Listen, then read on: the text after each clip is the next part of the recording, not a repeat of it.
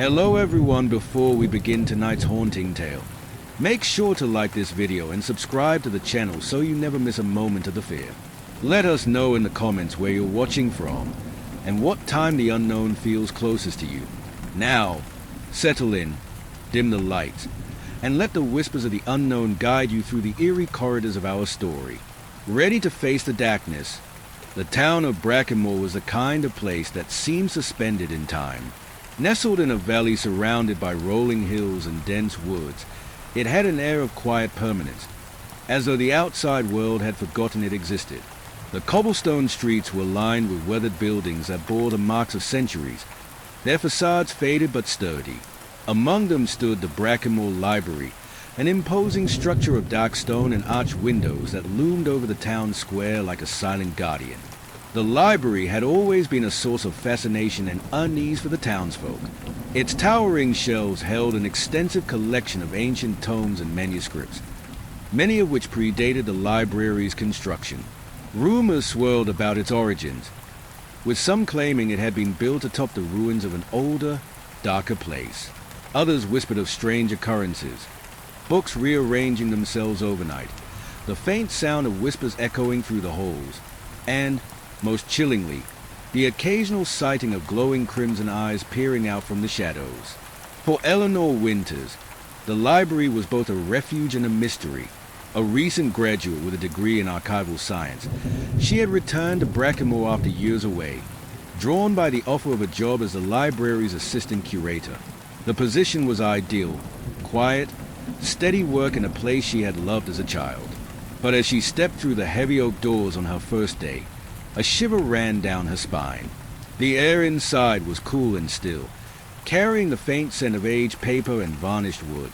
It was a smell she had always found comforting, but today it felt different, almost oppressive. The head curator, Mr. Alden Gray, greeted her with a polite but distant demeanor. He was an older man with sharp features and piercing blue eyes that seemed to take in everything at once. His voice was measured, his words precise, as he led Eleanor through the library's labyrinthine corridors. "You will find that Brackenmore Library is unlike any other," he said, his tone carrying a hint of pride. "Our collection is one of the most extensive in the region, and many of our volumes are entirely unique. Some are even irreplaceable." Eleanor nodded, her curiosity piqued. "I've heard stories about the library," she ventured cautiously. "Strange stories." Mr. Gray's expression didn't change, but there was a slight pause before he responded. "The library has its share of myths," he said. "Every old place does. But I've worked here for nearly 3 decades, and I can assure you, Miss Winters, there is nothing to fear." Despite his reassurances, Eleanor couldn't shake the feeling that something was off. As they continued the tour, she noticed small details that seemed out of place. The way the shadows lingered just a little too long in the corners, the faint hum that seemed to emanate from the walls, barely audible but persistent. And then there were the books themselves, their spines bearing titles in languages she didn't recognize, some written in scripts that seemed almost alien. By the time the tour concluded, Eleanor felt both awed and unsettled. Her workspace was a small desk tucked away in a corner of the main reading room, surrounded by towering shelves that seemed to close in around her. As she sat down and began organizing her materials, the weight of the place pressed down on her, filling her with a mix of excitement and unease. That evening, as the last of the patrons trickled out and the library's heavy doors were locked for the night, Eleanor found herself alone in the vast, echoing space. Mr. Gray had retired to his office, leaving her to finish cataloging a collection of rare manuscripts that had recently been donated. The work was meticulous, requiring her full attention, but she couldn't shake the feeling that she was being watched. The sensation grew stronger as the hours passed. She glanced over her shoulder repeatedly, half expecting to see someone standing behind her, but the room was always empty. The only sounds were the soft scratch of her pen and the faint creak of the building settling. Still, the unease persisted, prickling at the edges of her awareness. Around midnight, she decided to take a break. Rising from her desk, she stretched and made her way to the break room. which was located down a dimly lit corridor. The overhead lights buzzed faintly, casting long, flickering shadows on the walls. As she passed one of the oldest sections of the library, she paused. A strange sound had caught her attention, a soft rustling, like pages turning. Eleanor hesitated. She knew she should ignore it, but her curiosity got the better of her. She stepped into the aisle, her footsteps muffled by the thick carpet. The shelves loomed high above her, their contents shrouded in darkness. The sound grew louder as she moved deeper into the stacks, her pulse quickening with each step. "Hello?" she called, her voice barely above a whisper. There was no response. The rustling stopped abruptly, leaving the air thick with silence. Eleanor's hand tightened around the flashlight she had grabbed from her desk, the beam cutting through the darkness. She scanned the shelves, her heart pounding as she searched for the source of the noise. And then she saw it. At the far end of the aisle, just beyond the reach of her flashlight, two pinpricks of crimson light hovered in the darkness. They were unblinking, unwavering, and they were staring directly at her. Eleanor froze, her breath catching in her throat. The eyes seemed to glow with an otherworldly intensity, their light reflecting off the polished wood of the shelves. For a moment, she couldn't move, couldn't think. Her instincts screamed at her to run, but her feet felt rooted to the spot. Then, as suddenly as they had appeared, the eyes vanished. The darkness closed in, and the silence was broken only by the sound of a ragged breathing. Eleanor stumbled back, her flashlight shaking in her hand. She turned and fled the aisle, her footsteps echoing loudly in the stillness.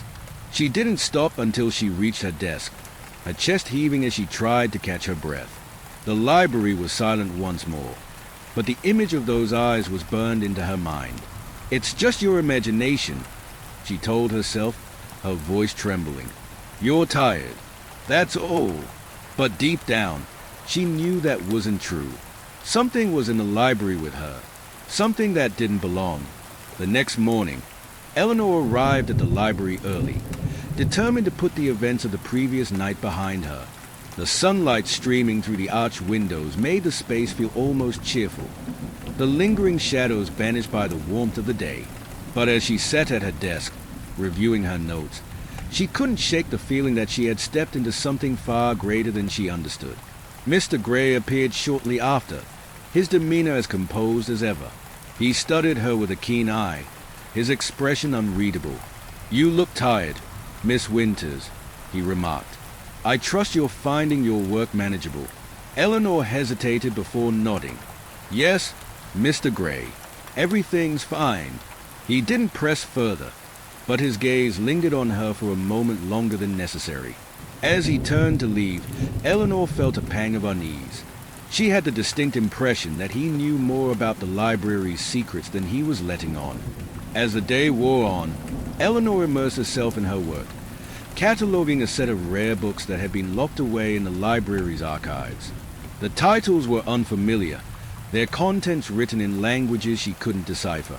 One book in particular caught her attention, a thick volume bound in cracked leather, its cover embossed with a strange sigil. When she opened it, she was met with pages filled with intricate diagrams and symbols that seemed to shift under her gaze. A chill ran down her spine as she traced a finger over one of the diagrams. It depicted a pair of glowing eyes, crimson and unblinking, surrounded by swirling lines that seemed to pulse with hidden meaning. The image was hauntingly familiar, and as she stared at it, she felt a strange pull, as though the book were reaching out to her. "What is this place?" she murmured, her voice barely audible. The answer, she knew, lay somewhere within the library's depths, but whether she was ready to uncover it was another question entirely. Eleanor's fingers hovered over the pages of the leather-bound book, the intricate diagrams and swirling symbols seeming to pulse faintly under her touch. There was something almost hypnotic about the sigil embossed on the cover and the pair of crimson eyes that stared back at her from the diagram within. The sensation was unnerving, as though the book itself was alive and aware of her presence. She shut it with a decisive thud, breaking whatever invisible tether had been forming between her and the cryptic pages. The heavy air around her seemed to lighten momentarily, but the unease in her chest remained. She carefully slid the book back into the box it had come from and jotted a note in her ledger. Leather-bound tome, unidentified language, contains diagrams of unknown origin. Further study required. Further study. She muttered under her breath. The words felt like a dangerous promise. Eleanor glanced around the library, half expecting to see Mr. Gray watching her. But she was alone. The silence was oppressive, as though the building itself was holding its breath. The sun's rays, which had earlier warmed the reading room, were now beginning to fade, casting long shadows that stretched across the marble floors. She checked her watch. 5 o'clock.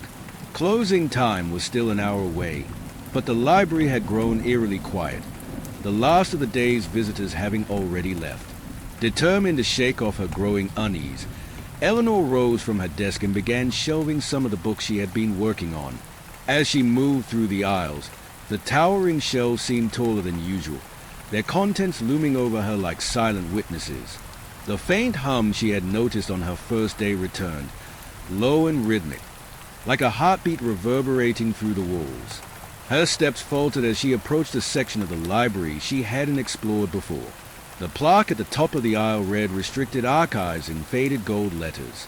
The gate that barred entry was locked with an ornate iron latch, and a sign beneath it read, "Authorized personnel only." Eleanor had seen the gate during her tour with Mr. Gray, but it hadn't seemed significant at the time. Now, it called to her, its presence almost magnetic.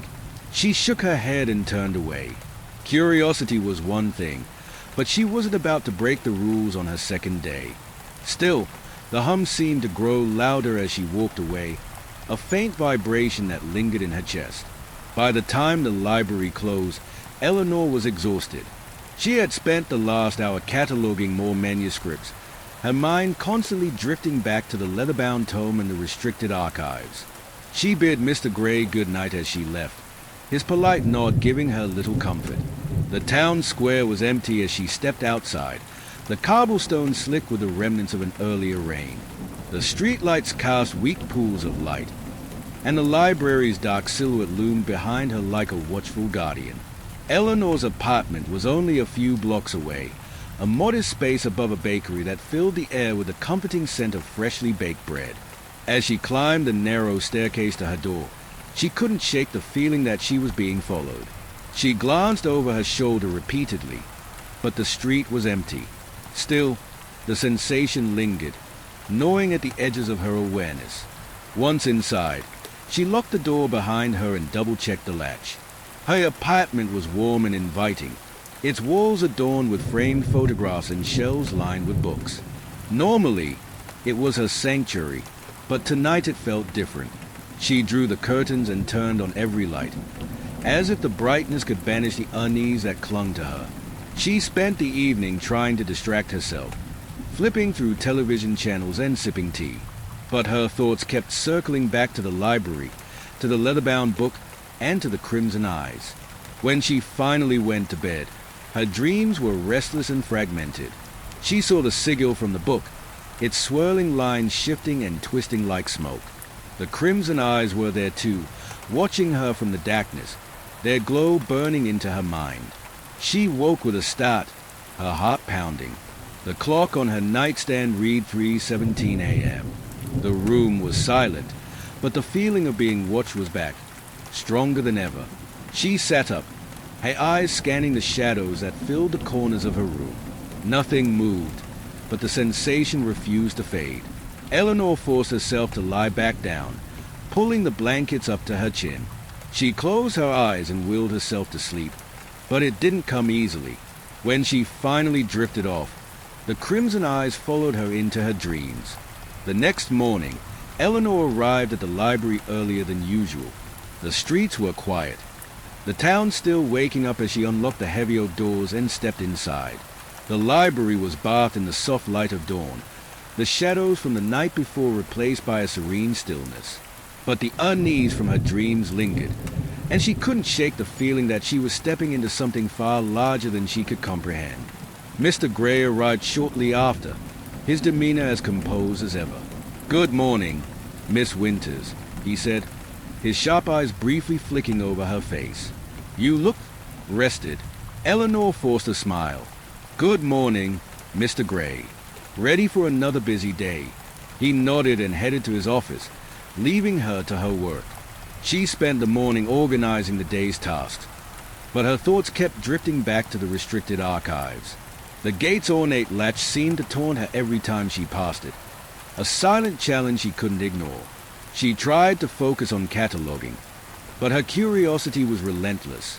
Finally, during her lunch break, she decided to ask Mr. Gray about the archives. She found him in his office, poring over a ledger with a magnifying glass. He looked up as she knocked, his expression unreadable. "Miss Winters," he said, gesturing for her to enter. "How can I help you?" Eleanor hesitated, choosing her words carefully. "I was wondering about the restricted archives," she began. "I noticed a section while shelving books yesterday. What exactly is kept there?" Mr. Gray's gaze sharpened, and for a moment, she thought she saw a flicker of something. Concern? Annoyance? But it was gone as quickly as it appeared. "The restricted archives contain materials that are sensitive," he said. "Rare manuscripts, private collections, and some items that require special care. Access is limited to authorized personnel for good reason." Eleanor nodded, though his answer only fueled her curiosity. "I see. Are there any opportunities for me to assist with the archives?" "It sounds fascinating." Mr. Gray's lips pressed into a thin line. "Perhaps in time," he said. "For now, I prefer you focus on the tasks at hand. The archives are complex. It's not something to be taken lightly." His tone was polite but firm, and Eleanor knew better than to push further. She thanked him and returned to her desk, her curiosity far from satisfied. If anything, his guarded response only deepened her desire to uncover the secrets of the library. That evening, as the library emptied and the shadows began to creep back, Eleanor found herself lingering near the restricted archives. The gate stood as silent and imposing as ever, the ornate latch catching the faint light from the overhead lamps. She glanced around, ensuring she was alone, before reaching out to touch the cold iron bars. "Just a peek," she whispered to herself. "What's the harm in that?" But as her fingers brushed the latch, a soft sound behind her made her freeze. She spun around, her heart pounding, but the aisle was empty. The library was silent, save for the faint hum that seemed to echo through its walls. Yet, she couldn't shake the feeling that someone, or something, was watching her. Eleanor took a step back from the gate, her resolve faltering. Whatever secrets the restricted archives held, they weren't meant to be uncovered so easily. She turned and hurried back to her desk, determined to put the matter out of her mind.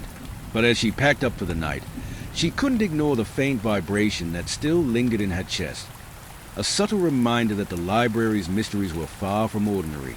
And as she stepped out into the cool night air, the image of the crimson eyes burned brightly in her mind, a haunting promise of the secrets yet to come.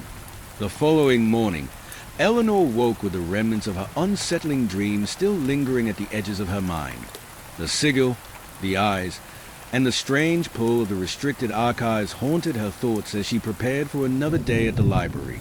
The warm sunlight streaming through her apartment window did little to dispel the lingering sense of dread that had taken root in her chest.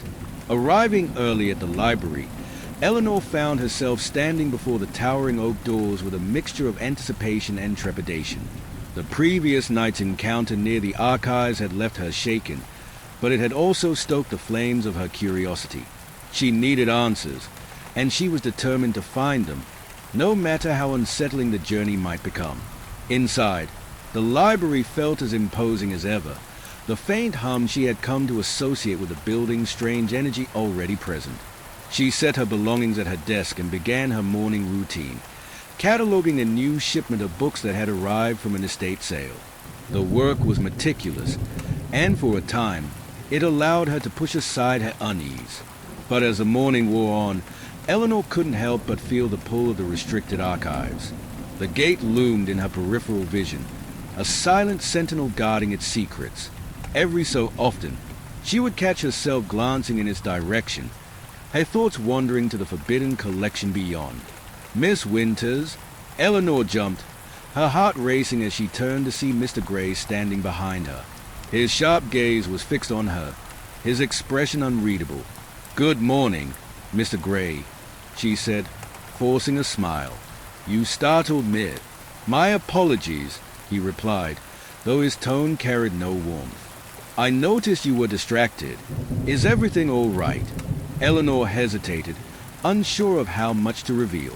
"I'm fine," she said finally. "Just getting used to the place, I suppose." Mr. Gray's eyes lingered on her for a moment before he nodded. "Understandable. Brackenmore Library can be overwhelming, especially for someone new." "It's fascinating," Eleanor said, trying to steer the conversation away from her own unease. "There's so much history here." Mr. Gray's expression softened slightly. "Indeed, the library is a treasure trove of knowledge, but it's also a place that demands respect. There are things here that are not meant to be disturbed." Eleanor's breath caught at the weight of his words. "I'll remember that," she said quietly. "See that you do," Mr. Gray replied before turning and walking away, his footsteps echoing softly in the stillness. The rest of the day passed uneventfully, though Eleanor couldn't shake the feeling that Mr. Gray's warning had been more than a general admonition. By the time the library closed for the evening, she was once again alone in the vast, echoing space. The familiar unease settled over her as she worked late into the night, cataloging a set of manuscripts that had been pulled from storage. One manuscript in particular caught her attention. Its cover was plain and unassuming, but the pages within were filled with densely packed text in a language she couldn't identify. Interspersed among the text were diagrams similar to those she had seen in the leather-bound tome, intricate symbols and swirling lines that seemed to shift under her gaze. One diagram, in particular, stood out, a circular pattern with the same glowing crimson eyes at its center. Eleanor's fingers traced the edges of the page as a chill ran down her spine. The eyes seemed almost alive, their gaze boring into her with an intensity that made her skin crawl. She quickly closed the manuscript and set it aside, her heart pounding. "Get a grip," she muttered to herself, running a hand through her hair. "It's just a drawing." But deep down, she knew it was more than that. The manuscript, the tome, the archives, they were all connected, pieces of a puzzle she didn't yet understand. And if she was going to find answers, she would have to confront the mysteries head-on. The following day, Eleanor arrived at the library determined to learn more about the restricted archives. She began her work as usual, cataloging and shelving books, but she kept a careful eye on Mr. Gray.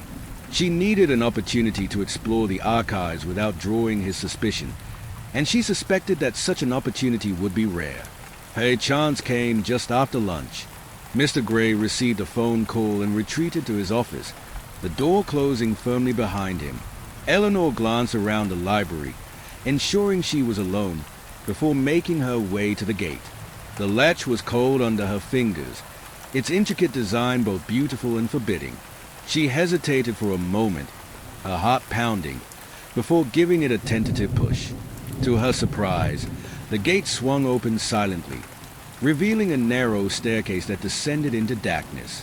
Eleanor's breath hitched as she stared into the abyss. The hum that permeated the library seemed louder here, reverberating through the air like a low, persistent chant. She retrieved her flashlight from her desk and stepped cautiously through the gate, her footsteps echoing on the stone stairs. The air grew colder as she descended, the musty scent of aged paper and damp stone filling her nostrils. The staircase ended at a heavy wooden door, its surface marked with the same swirling pattern she had seen in the tome and the manuscript.